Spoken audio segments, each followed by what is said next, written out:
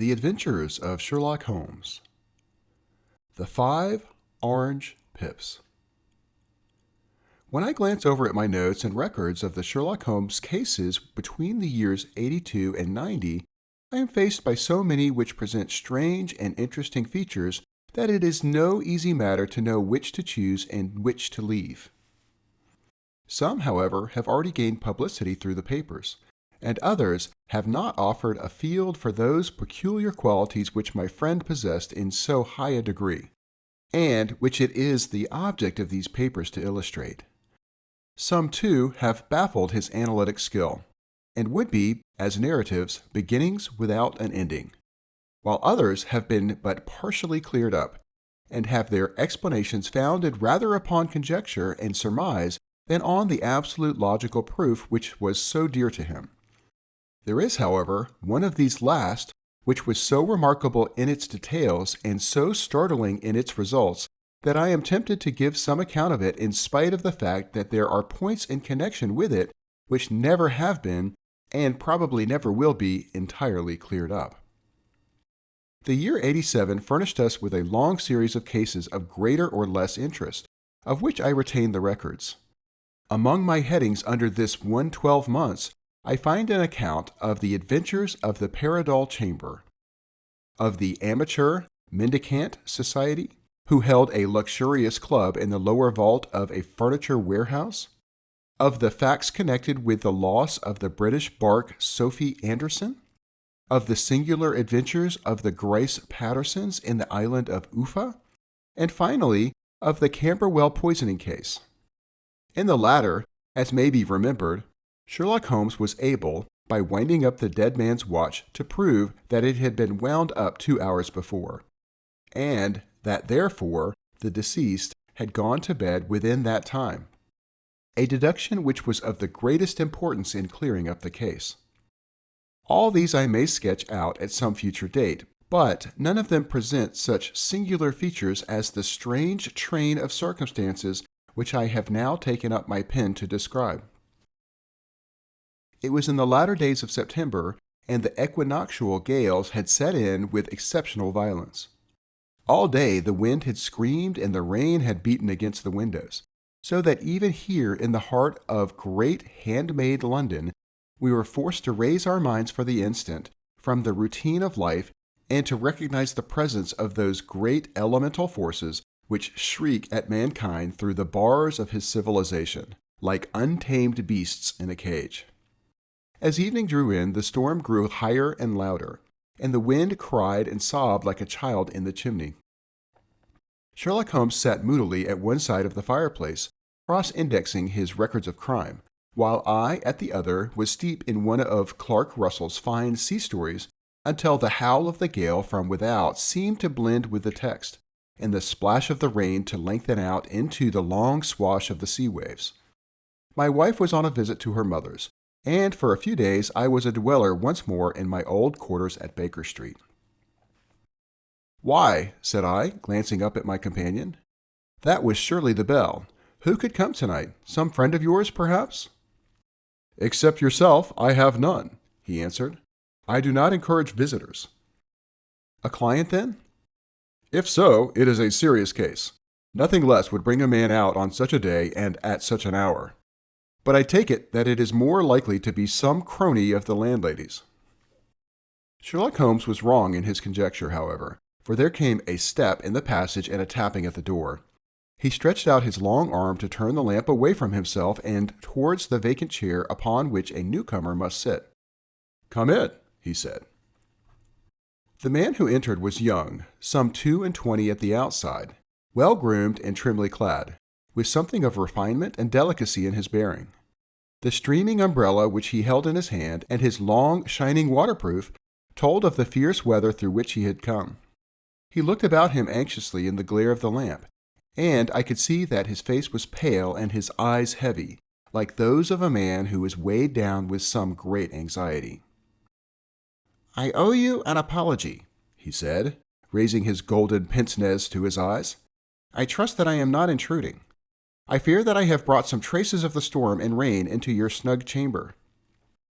"Give me your coat and umbrella," said Holmes. They may rest here on the hook, and will dry presently. You have come up from the southwest, I see. Yes, from Horsham. That clay and chalk mixture which I see upon your toe caps is quite distinctive. I have come for advice. That is easily got. And help. That is not always so easy. I have heard of you, Mr. Holmes. I heard from Major Prendergast how you saved him in the Tankerville club scandal. Ah, of course. He was wrongfully accused of cheating at cards. He said that you could solve anything. He said too much. That you are never beaten. I have been beaten 4 times. 3 times by men and once by a woman. But what is that compared with the number of your successes? It is true that I have been generally successful. Then you may be so with me. I beg that you will draw up your chair to the fire and favor me with some details as to your case. It is no ordinary one. None of those which come to me are. I am the last court of appeal. And yet I question, sir, whether, in all your experience, you have ever listened to a more mysterious and inexplicable chain of events than those which have happened in my own family. You fill me with interest, said Holmes. Pray, give us the essential facts from the commencement, and I can afterwards question you as to those details which seem to me to be most important. The young man pulled up his chair and pushed his wet feet out towards the blaze. My name, said he, is John Openshaw. But my own affairs have, as far as I can understand, little to do with this awful business. It is a hereditary matter, so in order to give you an idea of the facts, I must go back to the commencement of the affair. You must know that my grandfather had 2 sons, my uncle Elias and my father Joseph. My father had a small factory at Coventry, which he enlarged at the time of the invention of bicycling. He was a patentee of the Openshaw unbreakable tire, and his business met with such success that he was able to sell it and to retire upon a handsome competence. My uncle Elias immigrated to America when he was a young man and became a planter in Florida, where he was reported to have done very well. At the time of the war, he fought in Jackson's army, and afterwards under Hood, where he rose to be a colonel. When Lee laid down his arms, my uncle returned to his plantation, where he remained for 3 or 4 years. About 1869 or 1870, he came back to Europe and took a small estate in Sussex, near Horsham. He had made a very considerable fortune in the States, and his reason for leaving them was his aversion to the Negroes, and his dislike of the Republican policy in extending the franchise to them. He was a singular man, fierce and quick-tempered, very foul-mouthed when he was angry, and of a most retiring disposition. During all the years that he lived at Horsham, I doubt if he ever set foot in the town. He had a garden and 2 or 3 fields round his house, and there he would take his exercise, though very often for weeks on end he would never leave his room. He drank a great deal of brandy and smoked very heavily, but he would see no society and did not want any friends, not even his own brother. He didn't mind me. In fact, he took a fancy to me. For at the time when he saw me first, I was a youngster of 12 or so. This would be in the year 1878, after he had been 8 or 9 years in England. He begged my father to let me live with him, and he was kind to me in his way. When he was sober, he used to be fond of playing backgammon and draughts with me, and he would make me his representative both with the servants and with the tradespeople, so that by the time I was 16, I was quite master of the house. I kept all the keys and could go where I liked and do what I liked, so long as I did not disturb him in his privacy. There was one singular exception, however, for he had a single room, a lumber room up among the attics, which was invariably locked, and which he would never permit either me or anyone else to enter. With a boy's curiosity, I have peeped through the keyhole, but I was never able to see more than such a collection of old trunks and bundles as would be expected in such a room. One day, it was in March 1883, a letter with a foreign stamp lay upon the table in front of the colonel's plate. It was not a common thing for him to receive letters, for his bills were all paid in ready money, and he had no friends of any sort. "From India," said he as he took it up. "Pondicherry postmark. What can this be?"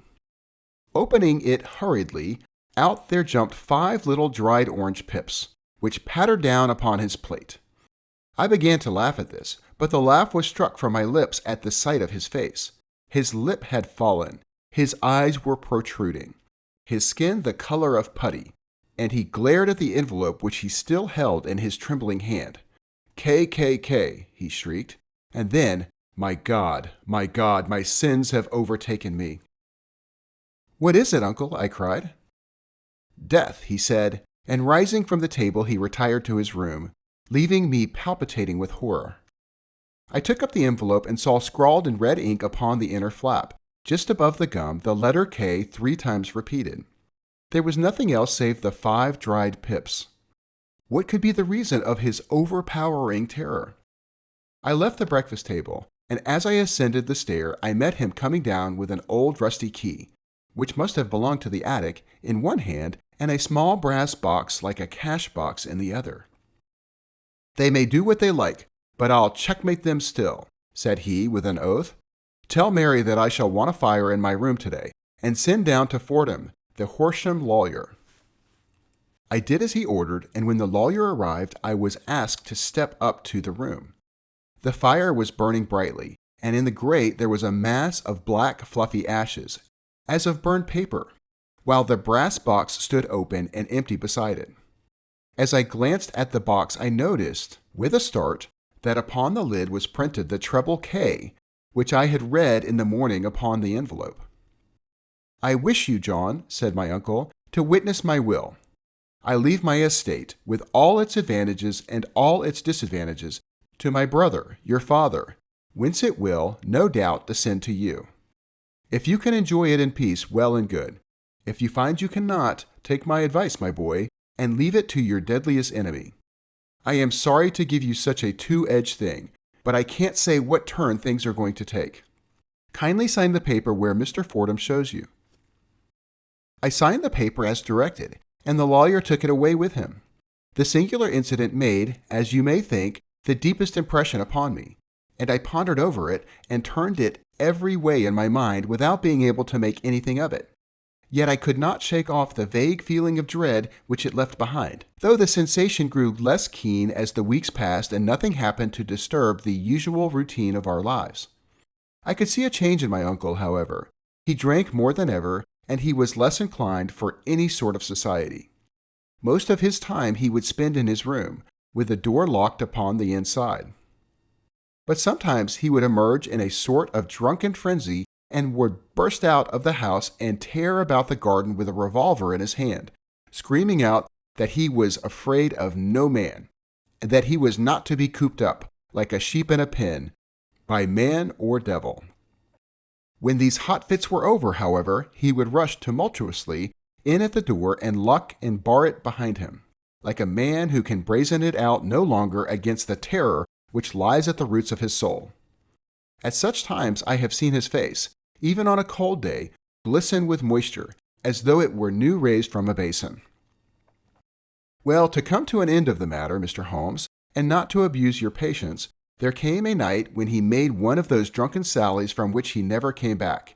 We found him, when we went to search for him, face downward in a little green scummed pool, which lay at the foot of the garden.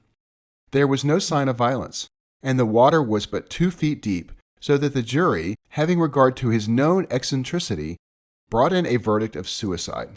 But I, who knew how he winced from the very thought of death, had much ado to persuade myself that he had gone out of his way to meet it. The matter passed, however, and my father entered into possession of the estate, and some £14,000 which lay to his credit at the bank. "One moment," Holmes interposed. "Your statement is, I foresee, one of the most remarkable to which I have ever listened. Let me have the date of the reception by your uncle of the letter, and the date of his supposed suicide."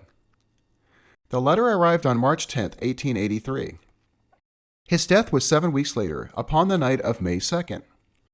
"Thank you. Pray, proceed." When my father took over the Horsham property, he, at my request, made a careful examination of the attic, which had been always locked up. We found the brass box there, though its contents had been destroyed. On the inside of the cover was a paper label with the initials of K.K.K. repeated upon it, and letters, memoranda, receipts, and a register written beneath. These, we presume, indicated the nature of the papers which had been destroyed by Colonel Openshaw.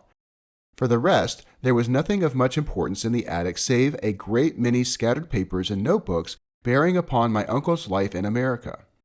Some of them were of the wartime and showed that he had done his duty well and had borne the repute of a brave soldier. Others were of a date during the Reconstruction of the Southern states and were mostly concerned with politics, for he had evidently taken a strong part in opposing the carpetbag politicians who had been sent down from the North. Well, it was the beginning of '84 when my father came to live at Horsham, and all went as well as possible with us until the January of '85. On the fourth day after the new year, I heard my father give a sharp cry of surprise as we sat together at the breakfast table. There he was, sitting with a newly opened envelope in one hand and 5 dried orange pips in the outstretched palm of the other. He had always laughed at what he called my cock and bull story about the colonel, but he looked very scared and puzzled now that the same thing had come upon himself. "Why, what on earth does this mean, John?" he stammered. My heart had turned to lead. "It is K.K.K," said I. He looked inside the envelope. "So it is," he cried. "Here are the very letters. But what is this written above them?" "Put the papers on the sundial," I read, peeping over his shoulders. "What papers? What sundial?" he asked. "The sundial in the garden. There is no other," said I, "but the papers must be those that are destroyed." "Pooh," said he, gripping hard at his courage. "We are in a civilized land here, and we can't have tomfoolery of this kind. Where does the thing come from?" "From Dundee," I answered, glancing at the postmark. "Some preposterous practical joke," said he. "What have I to do with sundials and papers? I shall take no notice of such nonsense." "I should certainly speak to the police," I said. "And be laughed at for my pains? Nothing of the sort." "Then let me do so." "No, I forbid you. I won't have a fuss made about such nonsense." It was in vain to argue with him, for he was a very obstinate man. I went about, however, with a heart which was full of forebodings. On the third day after the coming of the letter, my father went from home to visit an old friend of his, Major Freebody, who was in command of one of the forts upon Portstown Hill. I was glad that he should go, for it seemed to me that he was farther from danger when he was away from home. In that, however, I was in error. Upon the second day of his absence, I received a telegram from the Major, imploring me to come at once. My father had fallen over one of the deep chalk pits which abound in the neighborhood, and was lying senseless, with a shattered skull. I hurried to him, but he passed away without ever having recovered his consciousness. He had, as it appears, been returning from Fareham in the twilight, and as the country was unknown to him, and the chalk pit unfenced, the jury had no hesitation in bringing in a verdict of death from accidental causes. Carefully, as I examined every fact connected with his death, I was unable to find anything which could suggest the idea of murder. There were no signs of violence, no footmarks, no robbery, no record of strangers having been seen upon the roads. And yet, I need not tell you that my mind was far from at ease, and that I was well nigh certain that some fool plot had been woven round him. In this sinister way I came into my inheritance. You will ask me why I did not dispose of it. I answer because I was well convinced that our troubles were in some way dependent upon an incident in my uncle's life, and that the danger would be as pressing in one house as in another. It was in January '85 that my poor father met his end, and 2 years and 8 months have elapsed since then. During that time, I have lived happily at Horsham, and I had begun to hope that this curse had passed away from the family, and that it had ended with the last generation. I had begun to take comfort too soon, however. Yesterday morning, the blow fell in the very shape in which it had come upon my father. The young man took from his waistcoat a crumpled envelope, and turning to the table, he shook out upon it 5 little dried orange pips. "This is the envelope," he continued. "The postmark is London, Eastern Division. Within are the very words which were upon my father's last message, K.K.K, and then, put the papers on the sundial." "What have you done?" asked Holmes. "Nothing." "Nothing?" To tell the truth, he sank his face into his thin white hands. I have felt helpless. I have felt like one of those poor rabbits when the snake is writhing towards it. I seem to be in the grasp of some resistless, inexorable evil, which no foresight and no precautions can guard against. Tut, tut, cried Sherlock Holmes. You must act, man, or you are lost. Nothing but energy can save you. This is no time for despair. I have seen the police. Ah, but they listened to my story with a smile.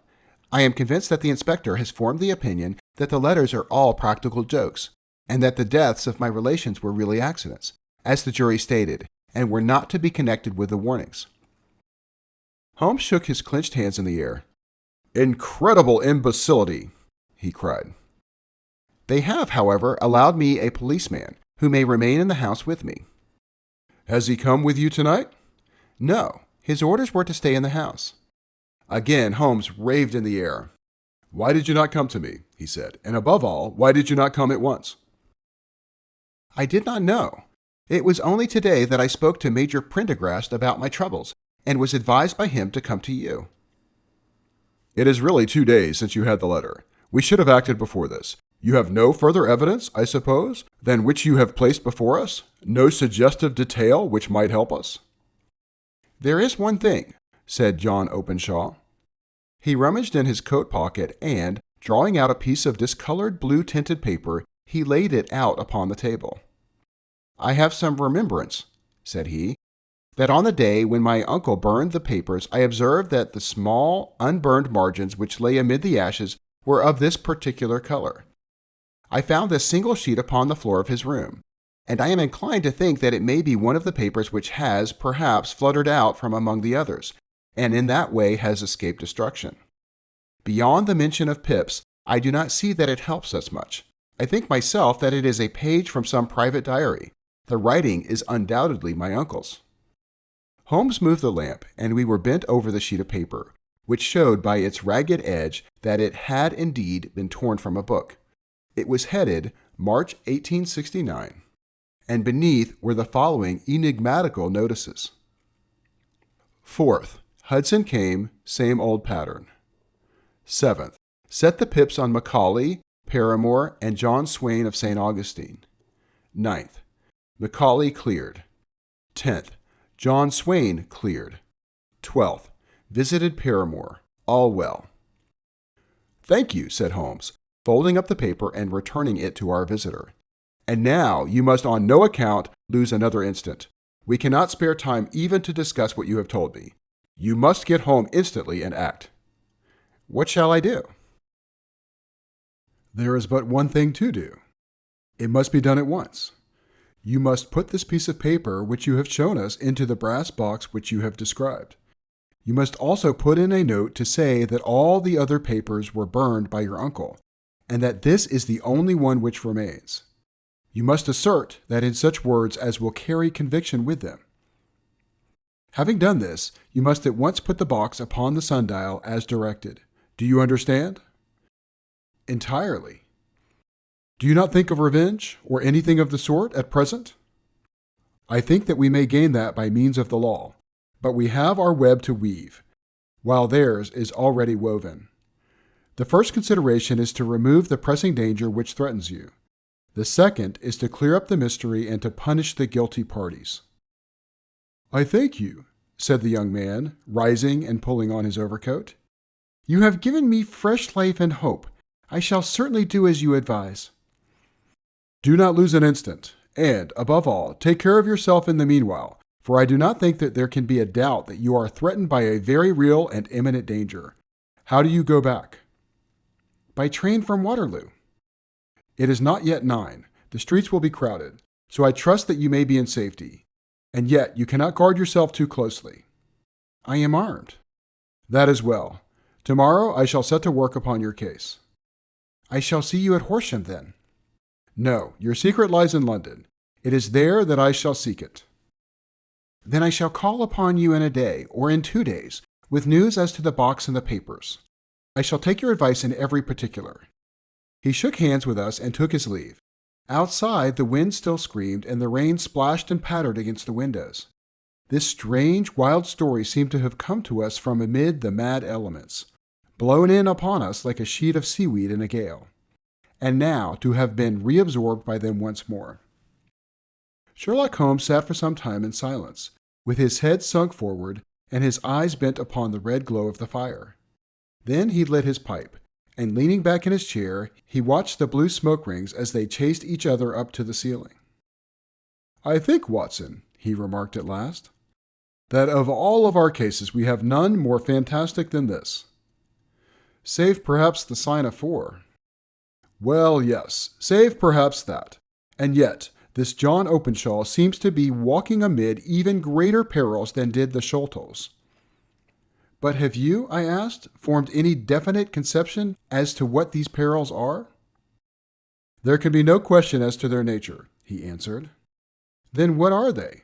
Who is this K.K.K., and why does he pursue this unhappy family?" Sherlock Holmes closed his eyes and placed his elbows upon the arms of his chair, with his fingertips together. "The ideal reasoner," he remarked, "would, when he had been shown a single fact in all its bearings, deduce from it not only all the chain of events which led up to it, but also all the results which would follow from it. As Cuvier could correctly describe a whole animal by the contemplation of a single bone, so the observer who has thoroughly understood one link in a series of incidents should be able to accurately state all the other ones, both before and after. We have not yet grasped the results which the reason alone can attain to. Problems may be solved in the study which have baffled all those who have sought a solution by the aid of their senses.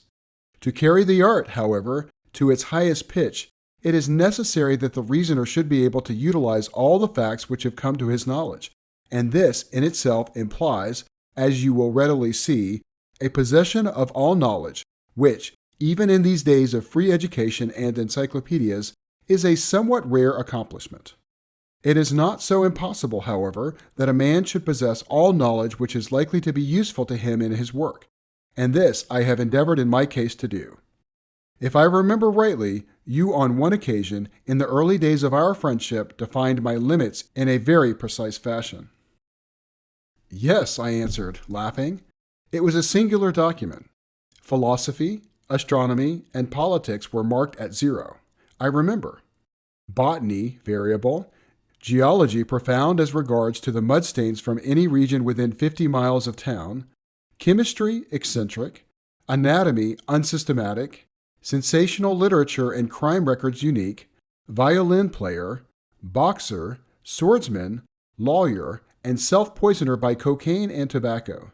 Those, I think, were the main points of my analysis." Holmes grinned at the last item.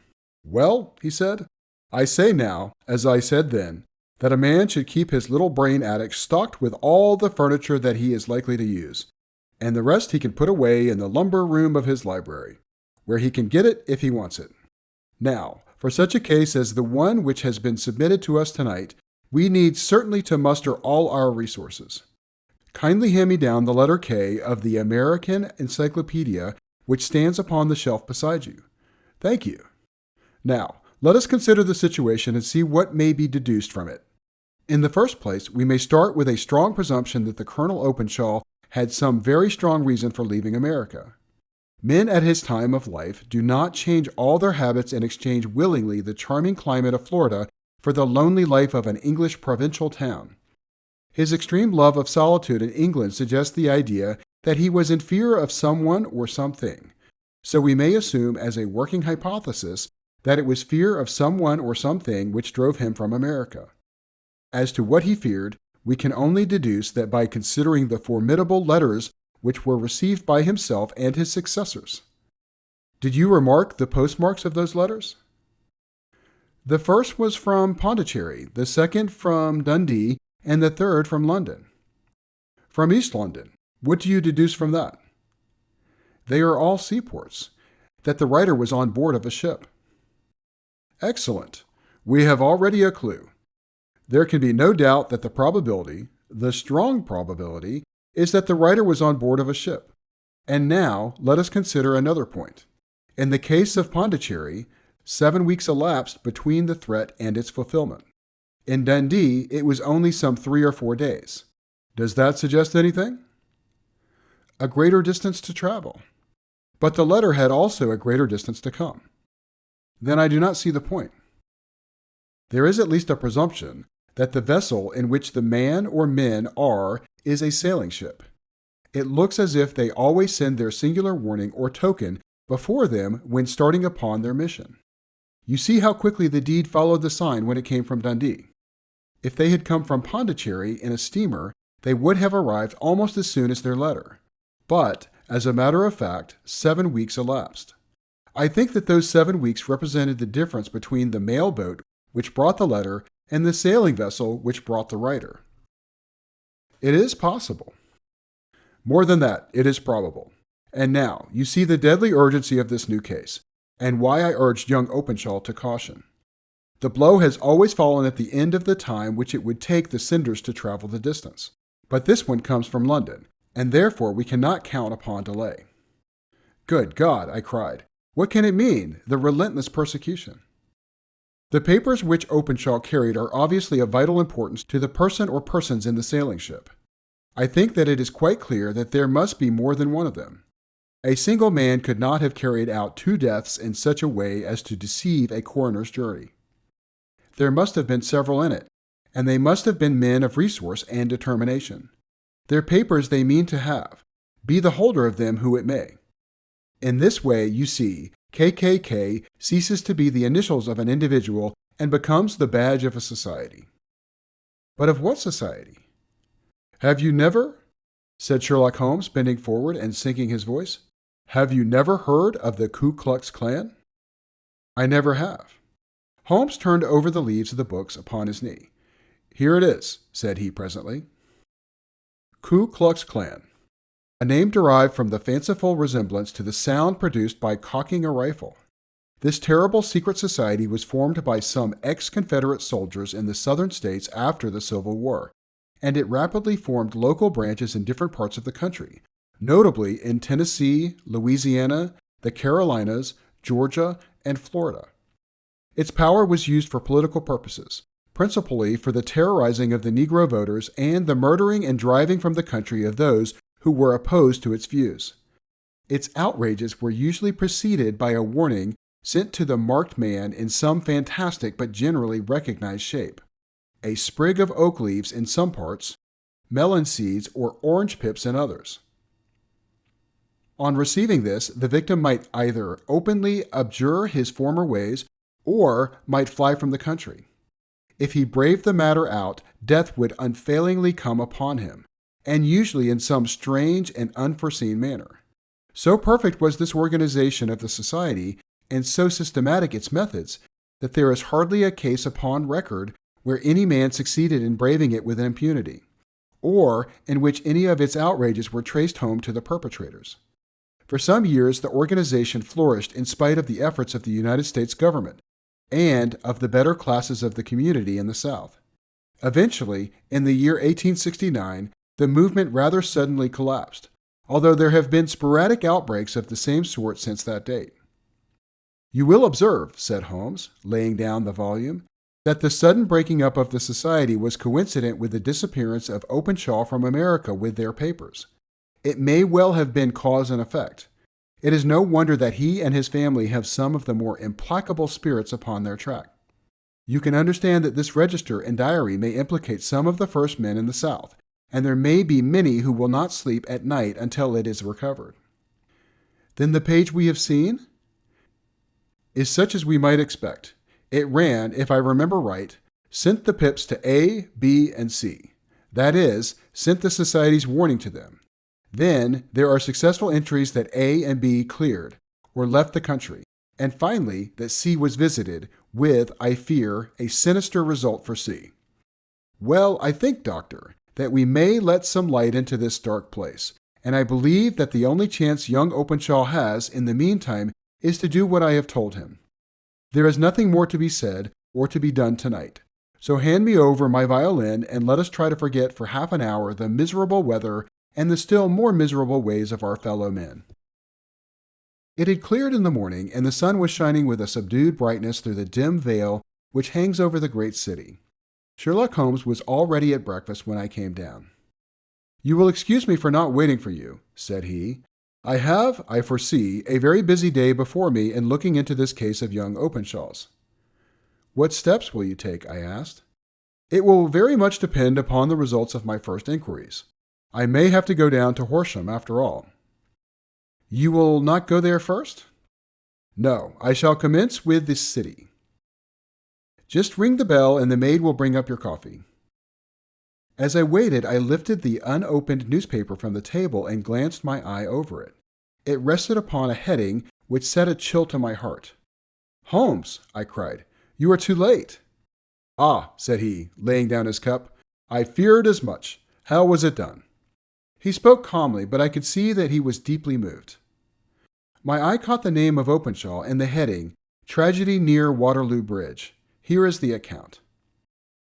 Between 9 and 10 last night, Police Constable Cook of the H Division, on duty near Waterloo Bridge, heard a cry for help and a splash in the water.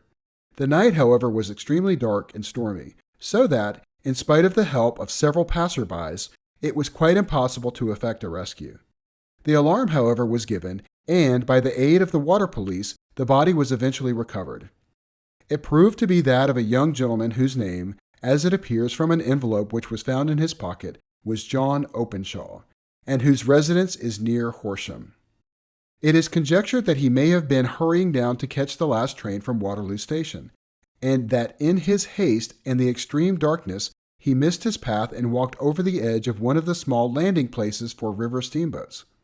The body exhibited no traces of violence, and there can be no doubt that the deceased had been the victim of an unfortunate accident, which should have the effect of calling the attention of the authorities to the condition of the riverside landing stages.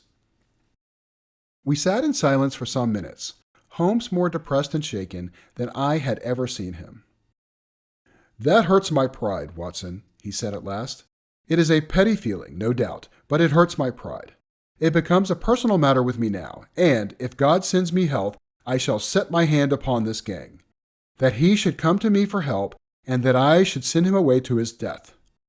He sprang from his chair and paced about the room in uncontrollable agitation, with a flush upon his sallow cheeks and a nervous clasping and unclasping of his long, thin hands. They must be cunning devils, he exclaimed at last. How could they have decoyed him down there? The embankment is not on the direct line to the station. The bridge, no doubt, was too crowded, even on such a night, for their purpose. Well, Watson, we shall see who will win in the long run. I am going out now. To the police? No, I shall be my own police. When I have spun the web, they may take the flies, but not before. All day I was engaged in my professional work, and it was late in the evening before I returned to Baker Street. Sherlock Holmes had not come back yet. It was nearly 10 o'clock before he entered, looking pale and worn. He walked up to the sideboard, and tearing a piece from the loaf, he devoured it voraciously, washing it down with a long draught of water. You are hungry, I remarked. Starving. It had escaped my memory. I have had nothing since breakfast. Nothing? Not a bite. I had no time to think of it. And how have you succeeded? Well. You have a clue? I have them in the hollow of my hand. Young Openshaw shall not long remain unavenged. Why, Watson, let us put their own devilish trademark upon them. It is well thought of. What do you mean? He took an orange from the cupboard, and tearing it to pieces, he squeezed out the pips upon the table. Of these, he took 5 and thrust them into an envelope. On the inside of the flap, he wrote, S.H. for J.O. Then he sealed it and addressed it to Captain James Calhoun, Bark, Lone Star, Savannah, Georgia. That will await him when he enters port, said he, chuckling. It may give him a sleepless night. He will find it as sure as a precursor of his fate as Openshaw did before him. And who is this Captain Calhoun? The leader of the gang. I shall have the others, but he first. How did you trace it then? He took a large sheet of paper from his pocket, all covered with dates and names. I have spent the whole day, said he, over Lloyd's registers and files of the old papers, following the future career of every vessel which touched at Pondicherry in January and February in '83. There were 36 ships of fair tonnage which were reported there during those months. Of these, one, the Lone Star, instantly attracted my attention, since, although it was reported as having cleared from London, the name is that which is given to one of the states of the Union. Texas, I think. I was not and am not sure which, but I knew that the ship must have an American origin. What then? I searched the Dundee records, and when I found that the bark Lone Star was there in January '85, my suspicion became a certainty. I then inquired as to the vessels which lay at present in the port of London. Yes, the Lone Star had arrived here last week. I went down to the Albert Dock and found that she had been taken down the river by the early tide this morning, homeward bound to Savannah. I wired to Gravesend and learned that she had passed some time ago, and as the wind is easterly, I have no doubt she is now past the Godwins and not very far from the Isle of Wight. What will you do then? Oh, I have my hand upon him. He and the two mates are, as I learn, the only native-born Americans in the ship. The others are Finns and Germans. I know also that they were all three away from the ship last night. I had it from the stevedore, who has been loading their cargo. By the time that their sailing ship reaches Savannah, the mail boat will have carried this letter, and the cable will have informed the police of Savannah that these three gentlemen are badly wanted here upon a charge of murder. There is ever a flaw, however, in the best laid of human plans, and the murderers of John Openshaw were never to receive the orange pips which would show them that another, as cunning and as resolute as themselves, was upon their track. Very long and very severe were the equinoctial gales that year. We waited long for news of the Lone Star of Savannah, but none ever reached us. We did at last hear that somewhere, far out in the Atlantic, a shattered sternpost of a boat was seen swinging in the trough of a wave, with the letters L.S. carved upon it, and that is all which we shall ever know of the fate of the Lone Star.